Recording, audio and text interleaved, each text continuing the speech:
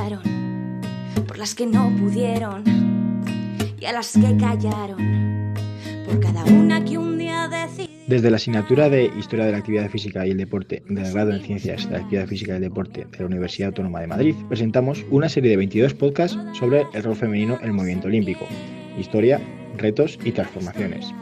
En este podcast hablaremos sobre la conciliación de la maternidad y carrera en el olimpismo. Poderosa, la palabra cuando el mundo no quiere ver.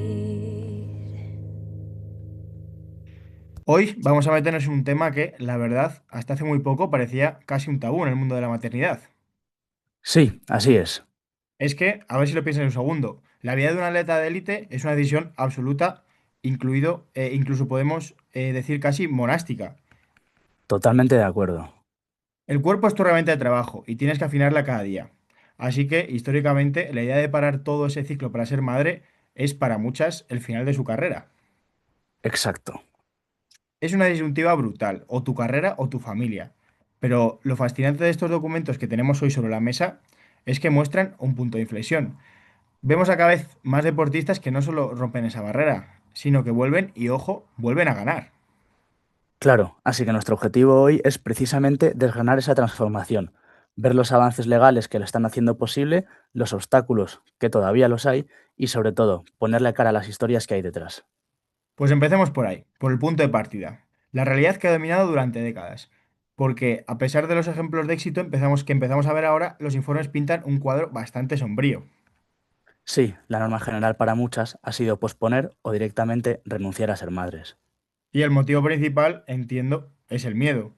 Pero es un miedo con muchas caras. Es miedo a perder las becas, que dependen de resultados, el miedo a que los patrocinadores estén en la espalda, a perder tu puesto en el equipo o tu ranking. Además de tener la competición, significa una caída de ingresos brutal, y lo que es casi peor, de estatus. De hecho, un estudio de la Federación Internacional de Futbolistas Profesionales decía que solo el 2% de las jugadoras en activo había tenido hijos. Sí, y es un dato de 2017 que es totalmente demoledor. Un 2%. Es que es casi una anomalía estadística. Te hace pensar en cuánto talento se ha sacrificado en silencio por una decisión vital que para cualquier otra persona es un derecho. Totalmente. Y ese dato venía con otro aún más revelador. De ese minúsculo porcentaje de jugadoras que habían sido madres, un 61 afirmó no haber recibido ningún tipo de apoyo, ni de su club ni del Estado. Y esto no eran casos aislados de mala suerte, sino un abandono sistemático. El mensaje es claro, si tú decides ser madre, es tu problema. Sin embargo, aquí es donde la cosa se pone interesante, porque parece que las cosas están empezando a cambiar, al menos sobre el papel, y en España los documentos destacan una fecha, el 1 de enero de 2023. Efectivamente, ese día entró en vigor la nueva ley del deporte, la Ley 39/2022, y esa ley no pasa de puntillas por el tema, sino que lo aborda de frente. ¿Y qué es lo más importante que nos introduce? Pues lo más importante es que prohíbe explícitamente las llamadas cláusulas antiembarazo. ¿Que esto existía? Sí, sí, existen. Eran cláusulas a veces ocultas que permitían a un club rescindir el contrato de una deportista si se quedaba embarazada.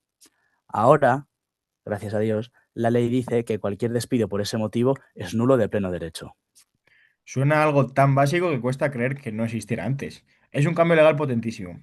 Pero claro, una ley no cambia una cultura de la noche a la mañana. ¿Se está notando ya un cambio real más allá del papel? Esa es la pregunta del millón.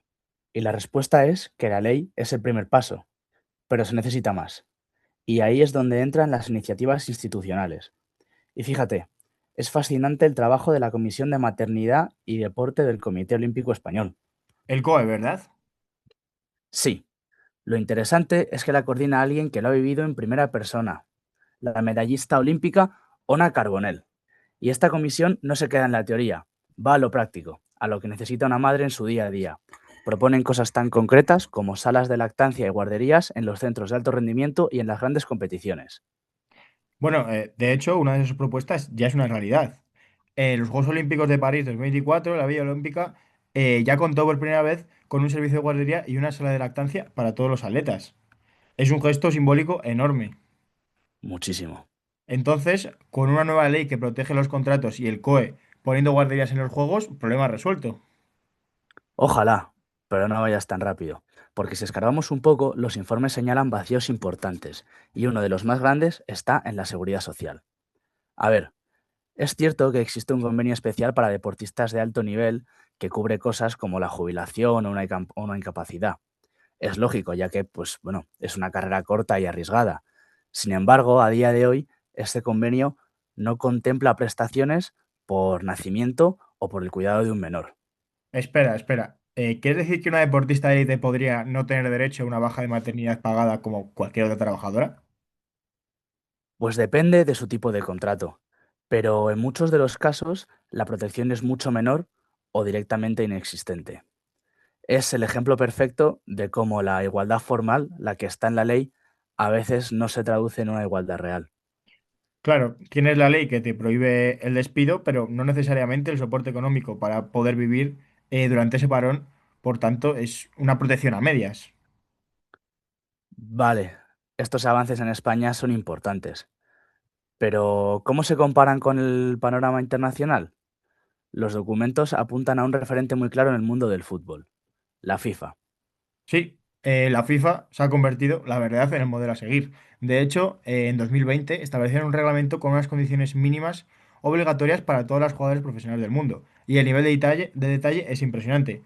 Para empezar, un mínimo de 14 semanas de baja por maternidad, remuneradas con dos tercios de su salario. Y si el convenio en su país es mejor, se aplica mejor. Además, tienen derecho a cobrar el 100% de su salario hasta que empiece la baja. Y aquí viene un punto.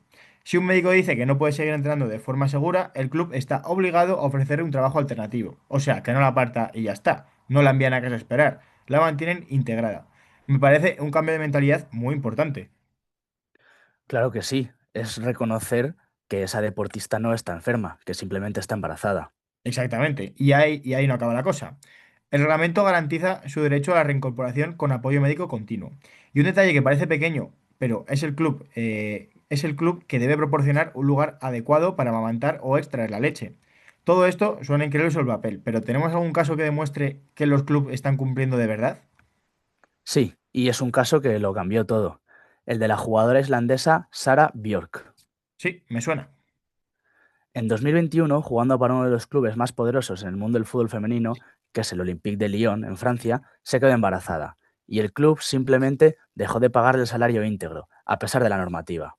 Ella, en un acto de valentía enorme, porque se enfrentaba a un gigante, denunció el caso y en mayo de 2022 la FIFA falló a su favor, obligando de esta forma al Lyon a pagarle más de 82.000 euros en salarios atrasados. Fue una sentencia pionera que envió un mensaje a toda la industria. Estas normas no son una sugerencia, son derechos. Y si no los cumples, hay consecuencias. Este caso ha sido un antes y un después, que ha permitido establecer un precedente que protege a miles de millones de deportistas, en este caso dentro del mundo del fútbol. Viendo el modelo de la FIFA y los vacíos que aún hay en España, ¿qué más está proponiendo para cerrar estas brechas? Pues hay varias propuestas en discusión que van a ser bastante cruciales.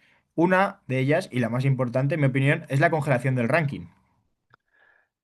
Concuerdo totalmente contigo, para mí es algo fundamental. La comisión del COE propuso congelar la posición de las deportistas en sus rankings desde que comunican el embarazo hasta un máximo de 18 meses después del parto. Claro, es que al fin y al cabo el ranking lo es todo. Es lo que te da acceso a las mejores competiciones, a las becas, a los patrocinadores. Y es que sin eso la vuelta es casi imposible. Exacto. Esta medida lo que busca es proteger un poco el estatus competitivo de la deportista. Otra propuesta muy clave es la ampliación de contratos. Esta propuesta consiste en que las deportistas puedan prorrogar su contrato un año más si el embarazo ocurre en su último año de contrato. Claro, justo para evitar que se queden sin club y sin ingresos en el momento más vulnerable. Y ya por último, una medida muy práctica que aplica la FIFA es permitir fichajes temporales fuera del periodo de mercado para cubrir la deportista de esta la baja de esta jugadora. Es inteligente porque beneficia a todos. La madre no se siente que perjudica al equipo y el club puede mantener su nivel. De esta forma, elimina la tensión en parte. Esa es la clave. Se trata de normalizar la maternidad dentro de la estructura deportiva en lugar de tratarla como un problema. Eso es. Y claro, todas estas propuestas son fantásticas, pero para que funcionen para que una deportista pueda tomarse ese tiempo, necesita un respaldo económico real. Y es ahí donde los datos revelan que tenemos una tensión. Sí, hablemos de dinero. En España, el Consejo Superior de Deportes, el CSD, tiene un programa de ayudas para la maternidad, conciliación y formación. El presupuesto anual es de unos 45.000 euros. Bueno, a priori no suena mal, pero ¿y esto cómo se reparte? Pues el programa establece ayudas directas de 3.000 euros por nacimiento o adopción. El problema no es la idea, que es buena, sino la escala. Si miramos los números de la convocatoria de 2023, se ve claro. A ver, se presentaron 655 solicitudes en total para las tres categorías, maternidad, conciliación y formación. Y solo se concedieron 19 ayudas por maternidad. O sea, estamos hablando de que de 650 solicitudes de deportistas de alto rendimiento, solo se concedieron 19 ayudas por maternidad. 19 para maternidad y 23 para conciliación. Es una cantidad mínima, como se puede ver en los números. La iniciativa es positiva y muy necesaria, pero la dotación económica actual no cubre ni de lejos la necesidad real. 3.000 euros es cierto que son un apoyo, pero no solucionan ni de lejos la pérdida de ingresos de todo un año. Claro, al fin y al cabo todos estos datos, leyes y presupuestos aterrizan en personas, en historias reales. Así es. Por el lado de la luz, de que el cambio es posible, tenemos el caso de la atleta Ana Peleteiro, que fue de hecho una de las beneficiarias de esas 19 ayudas de 3.000 euros del CSD. Y 15 meses después de ser madre, no solo volvió, sino que ganó la medalla de bronce en el Mundial de Atletismo. Su caso es un símbolo potentísimo. Sí, demuestra que la maternidad no tiene por qué ser el final, sino que es una etapa más. Es un mensaje de esperanza para las atletas que vienen detrás. Por supuesto, pero para entender el valor de ese logro hay que recordar las historias que impulsaron estos cambios, los casos que nos muestran de dónde venimos.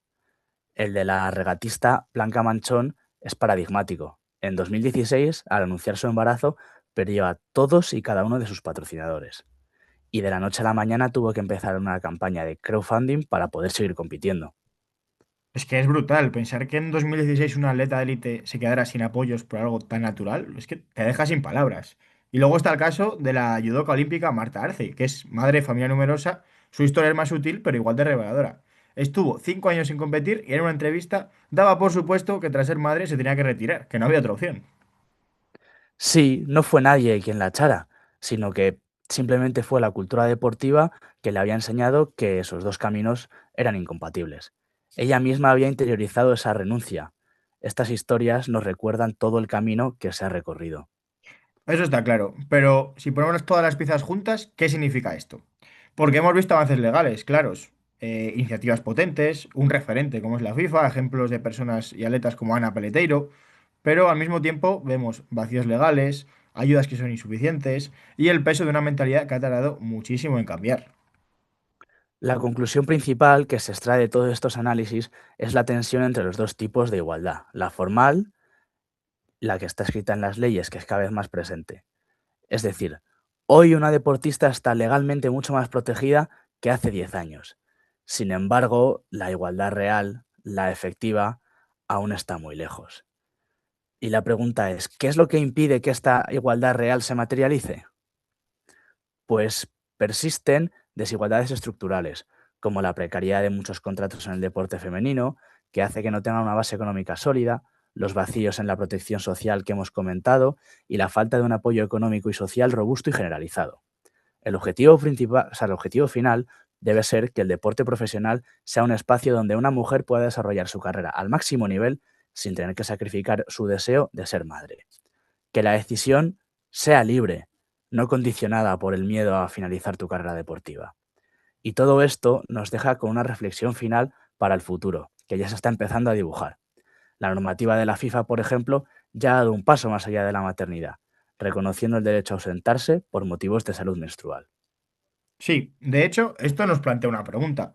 Si ya se está empezando a adaptar la estructura del deporte a las realidades biológicas de las mujeres, ¿qué otros aspectos del entrenamiento, de la nutrición o de la medicina deportiva necesitan ser reevaluados desde una perspectiva que no sea la masculina por defecto, que es la que ha dominado siempre?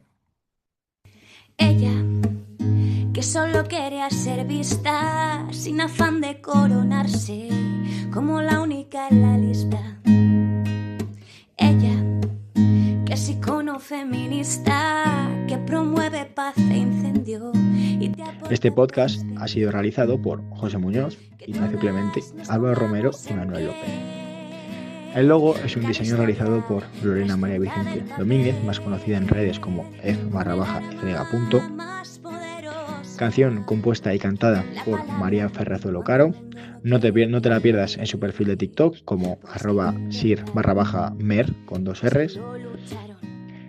Idea original del podcast creado por el grupo de alumnado de Acción Feminista y Coeducación de la Facultad de Formación de Profesorado y Educación de la Universidad Autónoma de Madrid dentro del proyecto de innovación docente denominado Campus Coeduca, #Gafas para la Igualdad, con la creación de un podcast coeducativo en la Universidad Autónoma de Madrid como instrumento de transferencia del conocimiento con perspectiva de género e interseccionalidad. La palabra cuando el mundo no quiere ver.